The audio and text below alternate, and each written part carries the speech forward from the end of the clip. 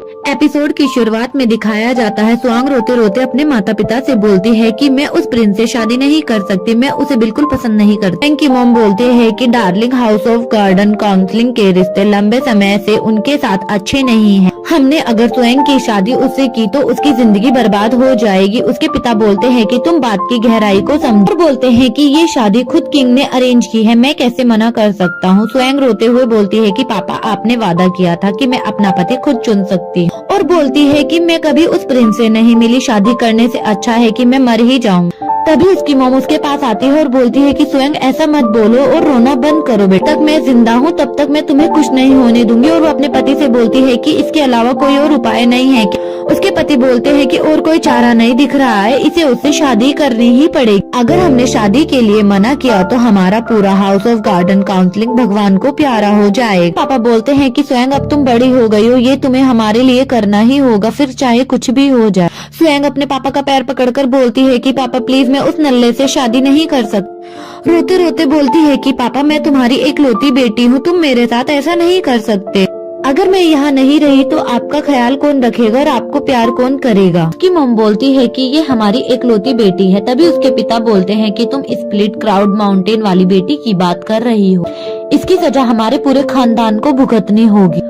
और बोलते हैं कि ऐसा नहीं चलेगा, मैं किंग से झूठ नहीं बोलना चाहता। सीन चेंज होता है और शादी का सीन दिखाया जाता है। तभी उसकी मॉम सोचती है कि वैसे भी हम झूठ थोड़ी बोल रहे हैं, उन्होंने किंग से हमारी बड़ी बेटी की शादी को अरेंज किया है। युनशी हमारी बड़ी बेटी है, अगर इतना काफी नहीं हुआ तो हम उन दोनों की पहचान बदल देंगे। वो दोनों ही हमारी बेटी है, कोई भी फर्क नहीं बता पाएगा। उसके पिता ये बात सुनकर शादी के लिए तैयार हो जाते हैं कि ये कितने लंबे समय तक चलेगा ये सोचना पड़ेगा। तभी स्वयं बोलती है कि मैं इनकी एकलौती बेटी नहीं हूँ, ये कि मेरी एक और बहन है, मुझे तो पता ही नहीं था। वैसे भी वो मंदबुद्धि इस जायदाद से बेदखल है।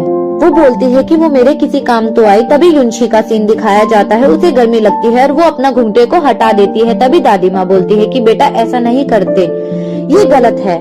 युनशी बोलती है कि दादी माँ मुझे बाहर देखने तो दो। दादी बोलती है कि सच में माय लेडी, आपको बाहर क्या देखना है? युनशी बोलती है कि दादी माँ ये एक सीक्रेट है। युनशी और प्रिंस की शादी हो जाती है। युनशी कमरे में वेट कर रही होती है और बोलती है कि ये शादी करना कितना बड़ा सरदर्द है, और बोलती है कि पता नहीं झक मारने के लिए इतना इंतजार करवा रहा है। और बोलती है कि शाम हो गई है, मैंने अभी तक आराम नहीं किया है। तभी वो तेज आवाज में बोलती है कि मुझे कब तक ऐसे ही बैठा रहना पड़ेगा। तभी जो बाहर ड्यूटी दे रहे होते हैं वो बोलते हैं, माय लेडी प्लीज आप अपनी वाइफ की ड्यूटी में ज्यादा जल्दबाजी मत कीजिए। युनशी बोलती है कि इसका क्या मतलब होता है? तभी एक लड़की बोलती है कि सब्र करो, आपको पता चल जाएगा। दे रहे होते हैं, वो आपस में बातें करते हैं कि और औरतों के मुकाबले प्रिंस एक अच्छे तलवारबाज हैं और रात को तलवारबाजी में मास्टर करें। युनशी ये बातें सुन लेती है और बोलती है कि क्या बात कर रहे हैं, प्रिंस रात को भी तलवारबाजी करते हैं? जो बाहर पहरा दे रहे होते हैं वो बोलते हैं नहीं नहीं हाइनेस, वे अभी नहा रहे हैं। युनशी बोलती है तो उसने अपनी प्रैक्टिस खत्म कर ली है, और हंसी मजाक में बोलते हैं कि उनका निकनेम है रात का घोड़ा। तभी जो लड़की पहरा दे रही होती है वो उसकी मुक्का मारती है और बोलती है कि तुम अपनी जुबान संभाल कर बात करो, तुम्हें मरना है क्या?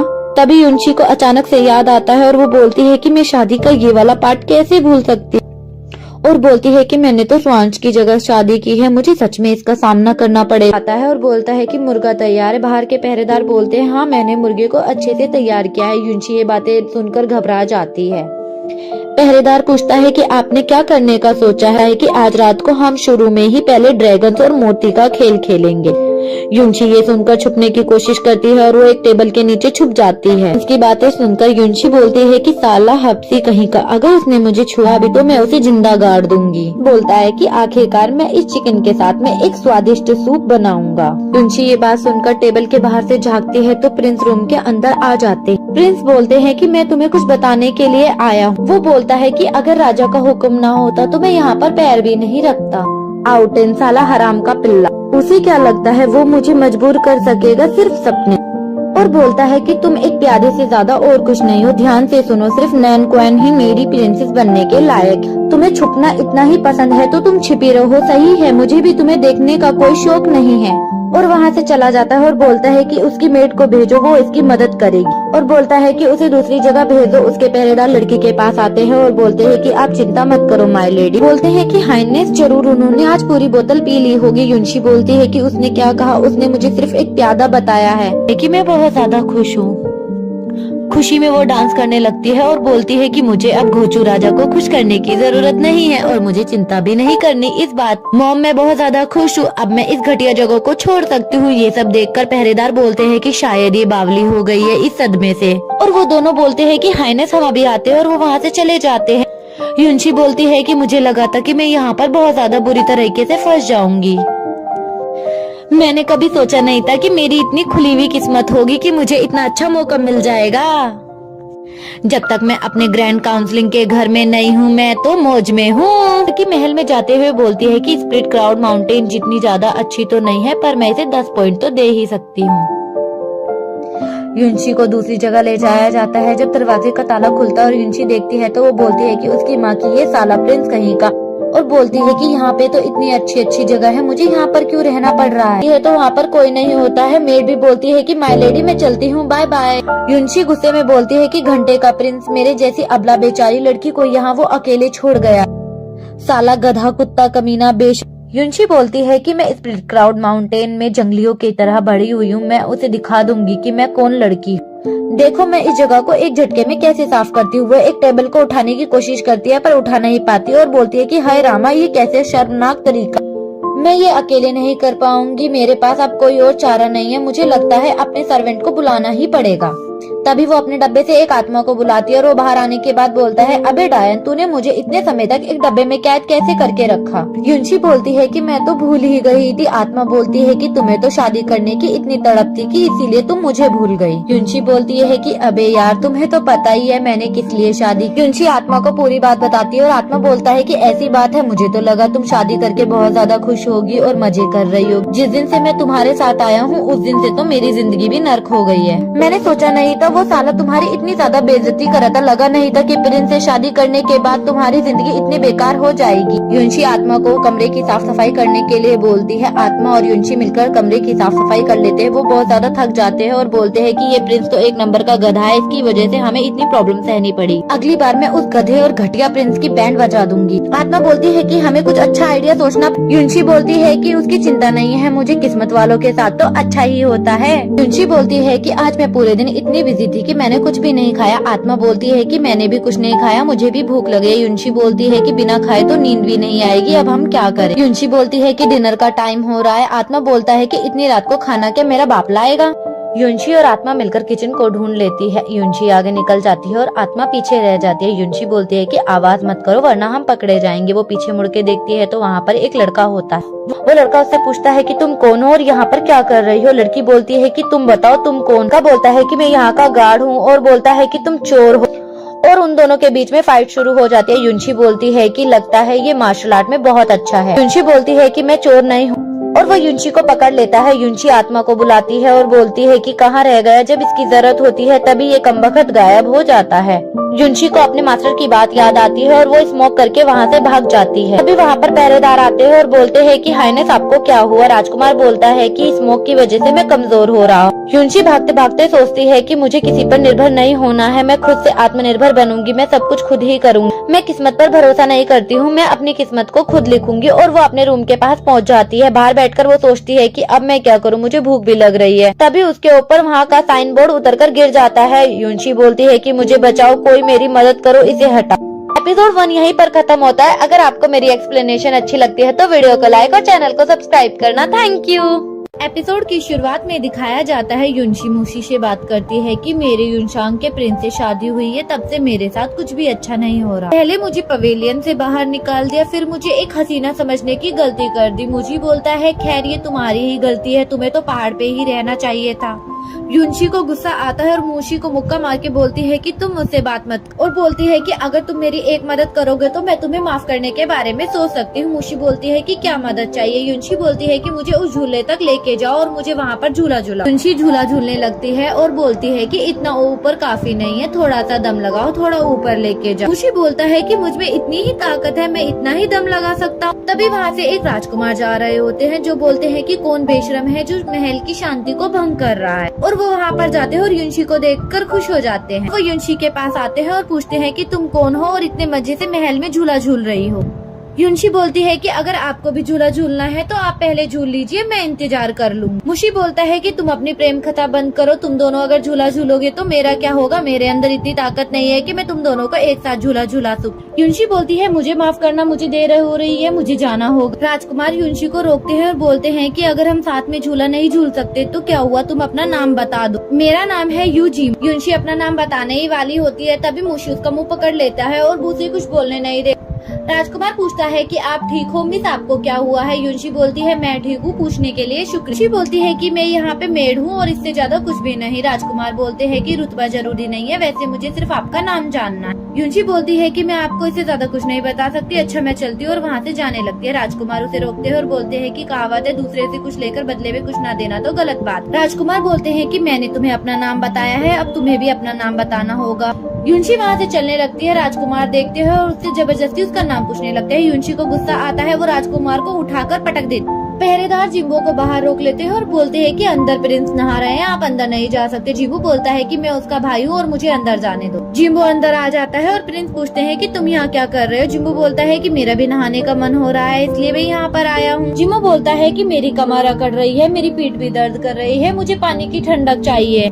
प्रिंस बोलते हैं कि तुमने ऐसा क्या किया है जो तुम इतना ज्यादा थक गए हो। जिम्बो बोलता है कि यहाँ आते वक्त मुझे एक सेविका ने उठाकर पटक दिया। प्रिंस बोलते हैं कि हमारे महल में इतनी बहादुर कोई सेविका भी है, मुझे तो पता ही नहीं था। जिम्बो बोलते हैं कि उस सेविका को प्रमोट कर देना चाहिए और वो बहुत ज्यादा खुश होता है और बोलता है कि वो एक पहली लड़की है जिसने मुझे उठा के पटका है। प्रिंस बोलते हैं अच्छा। जिम्बो बोलता है कि आप ऐसा महसूस नहीं कर सकते क्योंकि आपने पहले ऐसा अनुभव नहीं किया है, तो आप नहीं समझ सकते कि मैं कैसा महसूस कर रहा हूँ। जिम्बो बोलता है कि क्या मैं उस सेविका को रख लूं। प्रिंस बोलते हैं कि उसका नाम क्या है। जिम्बो बोलता है कि मुझे उसका नाम नहीं पता है, पर वो महल में नहीं आई। प्रिंस बोलते हैं कि मैं सारी नई सेविकाओं को तुम्हारे पास भेज दूंगा। ये सुनकर जिम्बो बहुत ज्यादा खुश हो। प्रिंस जिम्बो से पूछते हैं कि मैंने तुम्हें जो छानबीन करने के लिए कहा था उसका क्या हुआ। जिम्बो बोलता है कि आपका शक सही। वो प्रिंस को बताता है कि वो क्वैन खुद को रोककर नहीं रख सकता। प्रिंस बोलते हैं कि मैं भी देखता हूँ उसको, मैं क्वैन के क्लैन को खून के आंसू रुलाऊंगा। जिम्बो बोलता है कि इसमें तो तुम्हारी प्रिंसेस भी शामिल होगी। प्रिंस ये सुनकर वहाँ से चला जाता है और जिम्बो बोलता है कि ये तो बहुत दुख की बात। युनशी बगीचे में खुश होकर गाना गाते हुए डांस करते हुए बहुत ज्यादा खुश हो रही थी, तभी उसे एक आवाज सुनाई देती है और वो दरवाजे की ओर बढ़ने लगती है। वहाँ जाकर देखती है तो वहाँ एक घोड़ी होती है, वो उसे देखकर डर जाती है और बोलती है कि तुम एक इंसान। युनशी और घोड़ी बहुत अच्छे दोस्त बन जाते हैं। घोड़ी उसे बताती है कि कुछ समय पहले प्रिंस मुझ पर खुशी से पूरा दिन सवारी किया करते थे और आजकल तो वो महीनों तक मेरी तरफ देखते ही नहीं। युनशी उसकी कमर पर हाथ फेरकर बोलती है कि वो तो एक गधा है, उसे तो देखकर मुझे भी गुस्सा आता है। उसे भूल जाओ, वो नमूना तुम्हारे लायक नहीं है, तुम्हें वो पसंद भी क्यों है, और तुम कोई और दूसरा घोड़ा देख लो। घोड़ी बोलती है कि मुझे कोई दूसरा घोड़ा मिलता ही नहीं और जो मिलता है वो टिकता ही नहीं। युनशी बोलती है कि चिंता मत करो, अब से तुम मुझे पसंद हो, चलो अब से हम साथ में घूमें। युनशी बोलती है कि तुम्हारा नाम क्या है। घोड़ी बोलती है कि मेरा नाम सक्कुबस है और ये मुझे एक धोखेबाज जैसा लगता है, मैं मैडम को ये नाम नहीं बताना चाहती, अब मैं उनसे ये बात कैसे। अभी युनशी बोलती है कि तुम्हारा नाम पहले क्या था वो मतलब नहीं करता, जरूरी है कि अब तुम्हारा नाम क्या होगा, और वो उसका नाम सोचने लगती। युनशी बोलती है कि मैं रात्रि की देवी, आज से तुम्हें नया नाम देती हूँ, तुम्हारा नाम है जूली। घोड़ा बोलता है तो क्या तुम मेरी रोमियो बनो। युनशी बोलती है कि हाँ मैं तुम्हारी रोमियो बनूंगी। घोड़ी बोलती है कि अभी तो तुम मुझे रोमियो बनने के लिए बोल रही हो, लेकिन जब तुम्हें दूसरा घोड़ा मिल जाएगा तो तुम मुझे छोड़ दोगी। युनशी बोलती है कि ऐसा कभी नहीं होगा जूलियट। युनशी बोलती है कि जूलियट मैं तुम्हारी सवारी कर सकती हूँ क्या। जूलियट बोलती है कि तुम मेरे ऊपर बैठो, मैं तुम्हें अपना कमाल दिखाती हूँ। तभी वहीं से जिम्बो जा रहा होता है और वो घोड़ी पर युनशी को देखकर बोलता है कि ये तो ब्रदर की है और ये तो ब्रदर के अलावा किसी और को सवारी नहीं करने देती, ये तो मुझे भी भाव नहीं देती। वो लड़की कौन है जो इस बस पर बैठकर अब तक उसे गिराया नहीं। और वो युनशी के पास आता है और बोलता है कि तुम कौन हो और तुम्हें इसकी सवारी करने की इजाजत किसने दी है, ये तो मेरी घोड़ी है। तभी जूलियट बोलती है कि रोमियो सुनो, ये झूठ कह रहा है, मैं इसकी घोड़ी नहीं हूँ। युनशी बोलती है अगर ये तुम्हारी घोड़ी है तो तुम साबित करके दिखाओ। जिम्बो बोलता है कि अभी साबित करके दिखाता हूँ और वो नीचे उतरता है। युनशी घोड़ी की लगाम को उसके हाथ में देती है और बोलती है कि अब मजा शुरू होगा। जिम्बो घोड़ी से बोलता है कि अगर तुम भाई के खातिर प्लीज मुझे आज मत गिराना। वो घोड़ी पर चढ़ने की कोशिश करता है, वो उसे नीचे गिरा देती है। वो फिर से खड़ा होता है, उसे पकड़ने की कोशिश करती है और वो वहाँ से भाग जाती है। युनशी बोलती है कि तुम बहुत बड़े झूठे हो, ये घोड़ी तुम्हारी नहीं है। ये सुनने के बाद मेरे राजकुमार रोने लगते हैं और बोलते हैं कि तुम बहुत ज्यादा मतलबी हो। ये देखकर युनशी बहुत ज्यादा खुश होती है। जिम्बो बोलता है कि अगर तुम मेरे साथ ऐसा करोगी तो मैं अपने भाई को बता दूँ। युनशी जिम्बो के पास आती है और उसे अपना हाथ देकर बोलती है कि लो पकड़ो मेरा हाथ और उठ जाओ, मैं जूलियट की सवारी करना तुमको सिखा दूंगी। सीन चेंज होता है। युनशी अपने रूम में आती है और बोलती है कि आज मैं बहुत ज्यादा थक गई हूँ, मुशी खाना लेकर आओ। मुशी बोलती है कि वेलकम बैक। युनशी बोलती है कि दिन भर घोड़े पे बैठ कर मैं थक गई हूँ। युनशी बोलती है कि खाना खोजने में मेरी मदद करो। मुशी बोलती है कि भाड़ में जाओ, मैंने थोड़ी तुम्हें घुड़सवारी करने के लिए बोला था। युनशी को एक आवाज सुनाई देती है। युनशी बोलती है कि मुशी ऐसा मत करो, मैं बहुत ज्यादा थकी हुई हूँ। मुशी बोलता है कि मैं नहीं। युनशी बोलती है कि तुम नहीं हो तो कौन है। तभी एक आत्मा युनशी और मुशी को डराने के लिए आती है, लेकिन वो उनसे डरते नहीं और उसको मुक्का मार के नीचे गिरा देते हैं। बाद में वो उसकी गर्दन पकड़कर बोलती है कि बताओ तुम कौन हो और तुम्हारा नाम क्या है। आत्मा बोलती है कि मैं एक सैसे में हूँ और मैं एक लाचार भूत हूँ और अकेला भी हूँ। युनशी बोलती है ठीक है, मैं तुम्हें माफ कर दूंगी, लेकिन तुम्हें आज से हमारे खाने पीने का ध्यान रखना होगा। तभी शीश में बोलती है कि कोई दिक्कत नहीं है, मैं तुम्हारे लिए खाना भी लेकर आऊंगा और बाद में तुम्हारी मालिश भी कर दूंगा। युनशी बोलती है कि चलो काम पे लग जाओ। शीश में उनके लिए बहुत सारा खाना ले आते हैं और वो दोनों खाना देखकर बहुत ज्यादा खुश हो जाते हैं। मुशी बोलते हैं कि तुम इतनी गड़बड़ करती हो फिर भी तुम्हारे साथ सब सही हो रहा है। युनशी अपने पिता से बोलती है कि मैं अपनी मेड और अपनी आंटी को अपने साथ में लेकर जाऊंगी। तभी उसकी वाइफ बोलती है कि डार्लिंग आप इसे इजाजत नहीं दे सकते, ज्यादा लोग यानी ज्यादा खर्च। इन्होंने जीवन भर का कॉन्ट्रैक्ट साइन थोड़ी किया है, अगर तुम्हें ये चाहिए तो तुम्हें इनके कर्जे के पैसे देने होंगे। युनशी की एक मेड बोलती है कि आप हमारी फिक्र मत कीजिए, हम यहाँ पर बहुत समय से काम कर रहे हैं, वो हमें अच्छे से रखेंगे, प्लीज आप हमारी फिक्र मत कीजिए। युनशी की आंटी बोलती है कि वक्त मिलने पर आप हमसे मिलने आ जाइए। युनशी की आंटी की तबीयत खराब होती है और मेड भी बहुत ज्यादा परेशान होती है। युनशी ऐसा सपना देखकर अचानक उठ जाती है और बहुत ज्यादा घबरा जाती है। मुशी और सेशमी उसके पास आते हैं और पूछते हैं कि आपको क्या हुआ है। युनशी मेड बताती है कि मैंने एक बुरा सपना देखा है कि आंटी और क्यूंग के साथ में बहुत ज्यादा बुरा सलूक हो रहा। तभी शीश में बोलता है कि फिक्र मत करो मैडम, युनशी सपना हकीकत से उल्टे होते हैं। युनशी बोलती है कि मुझे बहुत ज्यादा उन दोनों की फिक्र हो रही है। तभी मुशी बोलता है कि तुम्हें यहाँ बोरियत नहीं लगती, इस जगह किसी को तेरी फिक्र नहीं। चलो यहाँ से भाग जाते हैं, छुपके से उनसे मिलकर आ जाते हैं। युनशी बोलती है मैं भी यही सोच रही थी, जो करना है वो अभी करना होगा। सीन चेंज होता है और प्रिंस का सीन दिखाया जाता है। जिम्बो प्रिंस के पास आता है और बोलता है कि तुमने मुझे मेरी मनपसंद सेविका नहीं दी है। प्रिंस बोलते हैं कि तुम्हारी मनपसंद सेविका। जिम्बो रोते रोते बोलता है कि मुझे वो सेविका चाहिए जिसने मुझे पटका था, प्लीज भैया आप मेरे लिए उसे ले आओ। और बोलता है कि उसकी खूबसूरती देखकर आपने उसे अपने लिए ही रख लिया होगा। जनरल जुआनो और मैं पश्चिम कबीले की बातें कर रहे हैं। जिम्बो बोलता है कि पश्चिम कबीले की, पर पिताजी ने तो ये मामला क्वैन को सौंपा है। बोलते हैं कि तुम्हें भी पता है। जिम्बो बोलता है हाँ मुझे पता है, पश्चिम कबीले के हाल में ही ज्यादातर हरकत कर रहे हैं। क्वैन और पश्चिम कबीले के तो संदेशजनक रिश्ते बन रहे हैं। युनशी का सीन दिखाया जाता है। युनशी मार्केट से जा रही होती। एपिसोड 2 यहीं पर खत्म होता है। अगर आपको मेरी एक्सप्लेनेशन अच्छी लगती है तो वीडियो को लाइक और चैनल को सब्सक्राइब करना। Thank you.